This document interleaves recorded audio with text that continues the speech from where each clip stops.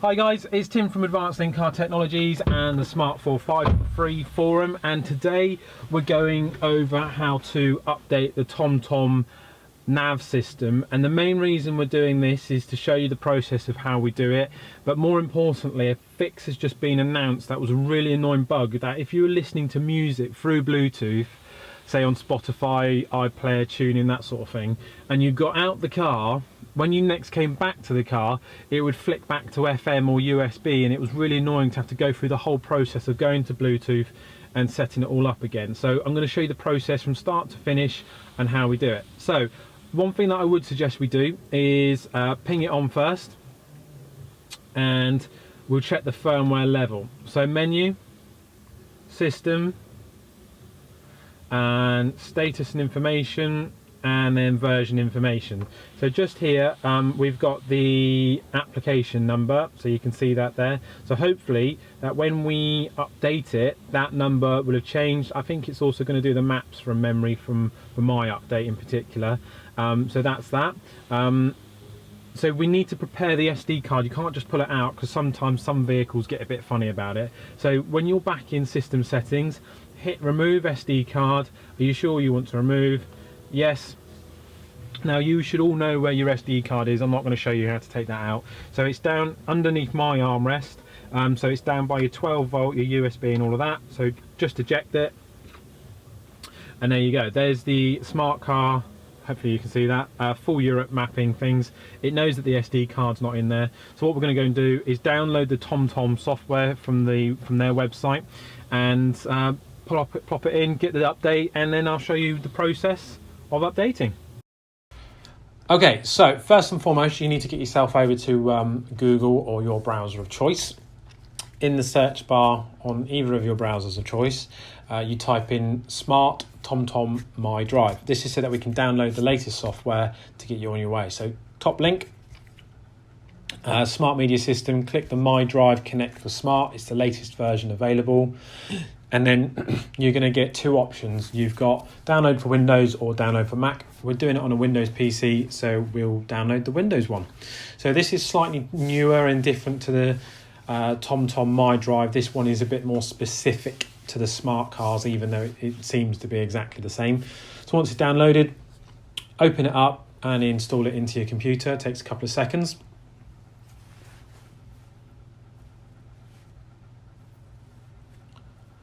Once that's done, just set it so that it can do automatic updates and all that sort of rubbish that you want to do. Quickly, if you log into your smart TomTom account, if you haven't got one, you're going to have to set one up so that it knows your serial number of your smart car, media system, and all that sort of stuff. Obviously, don't use my Google Mail account because you won't get in. Right, so at the moment you can click in and see what updates are available. So for mine, we've got the latest update 11.343. We've got the European map and also a few other fixes like the quick GPS and the voice updates. So what you need to do is select and unselect what you do and you don't want on your update. You may as well just get it all done at the same point, then it's all done. The MFD, as I said before, is what's going to allow you to do all these new things like the Bluetooth media, auto reconnect and all that sort of stuff.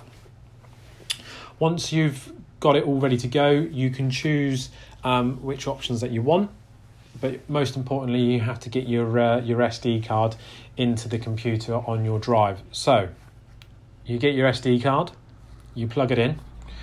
Your computer should pick it up. Mine's picked it up there that a new device has been added, and then when you click my device or in the top left hand corner, it will go from saying not connected to connected, and it will very quickly download some information about your TomTom device, and then all your options are available. You don't have a choice of the MFD one or the quick fix, it will just do it anyway. So you would just choose the Europe maps and the voice maps as you want. Update it. It took me about 15 minutes overall to download it, so it does it in two stages. It downloads the software. Okay, so we've got the SD card. I'm going to plop it in and we'll see what happens before we turn the car on. So I'd probably keep it on ignition whilst you're doing this. Make sure your lights are off, all that sort of stuff.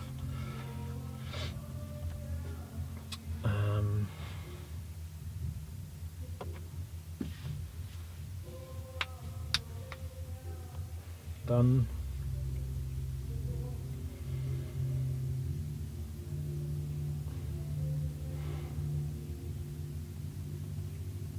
Okay, so it's picked up that it needs to update. It's going to take a while, so I'm not going to bother filming the whole thing, so you can see that it's wanting to do it. Leave the SD card in and we'll just let it crack on with it. Okay, so it's done the TomTom nav update for the firmware. Seems to have all gone through fine. The actual update itself, once the SD card was plumbed in, took about 5-6 minutes. So it's now rebooting, which is a good sign. So we'll let it reboot and see what comes up in a second. Now, I was having a slight issue with the maps. Now, the maps I updated at the same time. It keeps showing no maps found, even though the maps have been downloaded onto it. So that's a separate issue in itself. So for the time being, I wouldn't download any mapping update, because it might have to go back to Smart to be looked at. But we'll see in a moment. Hopefully, because it's had a reboot and it's had a rejiggle about, it should pick up on those maps again. So let's see what's going on.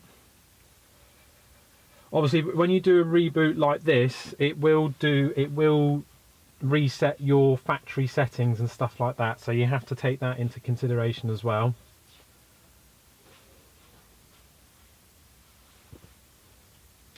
Bit of a green screen at the moment going on.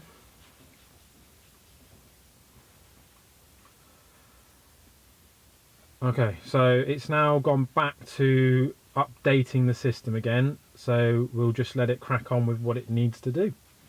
Again, I'm going to stop it and we'll come back out in a few moments and see what's going on. But it does look like this one is going quite quickly, which is nice. So we'll just give it a few seconds.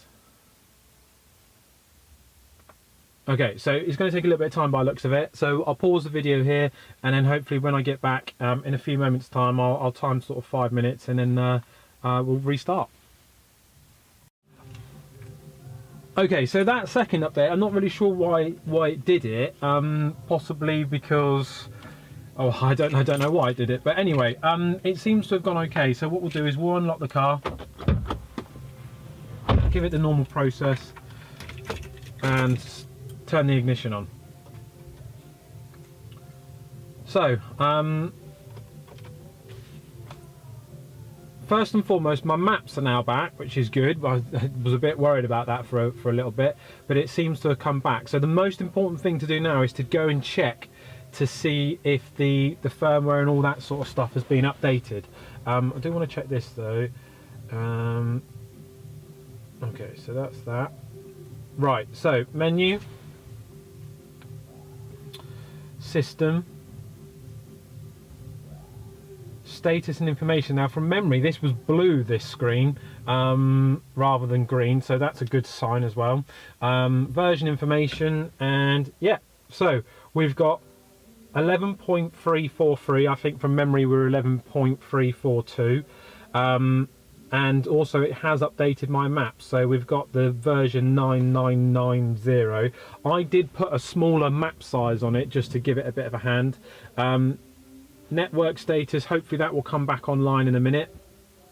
Let's just go in here, and I think all of that will come up in a second. Let me go to navigation, TomTom live services. I don't think it's updated itself fully yet, so that'll be something that will happen when I drive around later, once it all connects back online and it stops doing the swirling business up here.